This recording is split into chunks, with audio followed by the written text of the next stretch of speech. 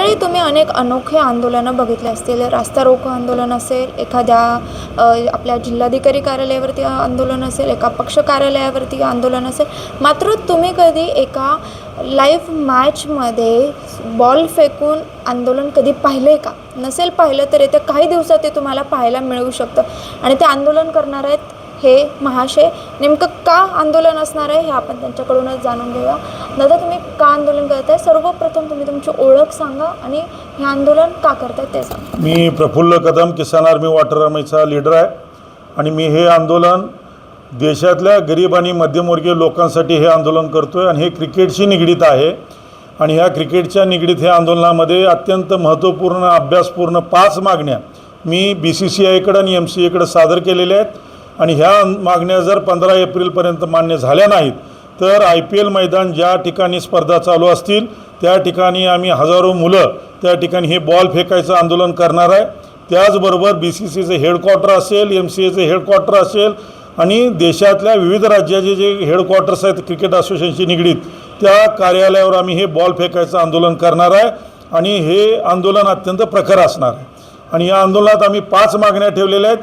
पहिली मागणी अशी आहे की जे तिकीट वाटप केलं जातं त्यामध्ये जे खेळाडू आहेत, प्रत्यक्ष खेळाडू क्रिकेट असतील आणि इतर सर्व प्रकारचे खेळाडू, ह्या खेळाडूंसाठी किमान 5% तिकीटं तुम्ही राखीव ठेवा. जे शाळेचे कॉलेजचे विद्यार्थिनी त्यांच्यासाठी 5% तिकीटं राखीव ठेवा. त्याचबरोबर जे गरीब कष्टकरी मजूर शेतकरी जे आहेत, गरीब वर्ग जो आहे त्या लोकांसाठी किमान 5% तिकीटं राखीव ठेवा. ही आमची पहिली मागणी आहे. दुसरी मागणी अशी आहे की जे कोट्यावधी उत्पन्न ह्या क्रिकेट असोसिएशन संघटनांना मिळतं आहे त्यातलं किमान 25% उत्पन्न तुम्ही प्रत्येक देशातल्या प्रत्येक तालुक्यात क्रिकेटसाठी आणि इतर सगळ्या खेळासाठी त्याच्या विकासासाठी आणि विस्तारासाठी खर्च करावा, ही आमची दुसरी मागणी आहे.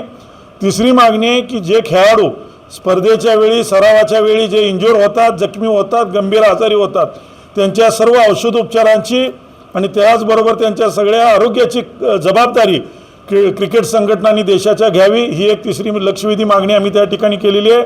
चौथी मागणी आम्ही अशी केलेली आहे की जे अपंग खेळाडू आहेत, क्रिकेट खेळत आहेत, इतर खेळ खेळत आहेत, त्यांच्यासाठी किमान 1% खर्च क्रिकेट संघटनांनी अपंगाच्या खेळाडूच्या विकासासाठी विस्तारासाठी केला पाहिजे, ही मागणी आहे. आणि 5वी जी मागणी आहे, जे दारिद्र्य रेषेखालचे जे BPLचे लोक आहेत त्या लोकांना 5% तिकीटं मोफत द्यावी, कारण त्यांना तिकीट घ्यायसारखी सुद्धा परिस्थिती नसते. त्यांना 5% तिकीटं मोफत द्यावी. ह्या अत्यंत 5 मागण्या आम्ही अभ्यासपूर्ण केलेल्या आहेत.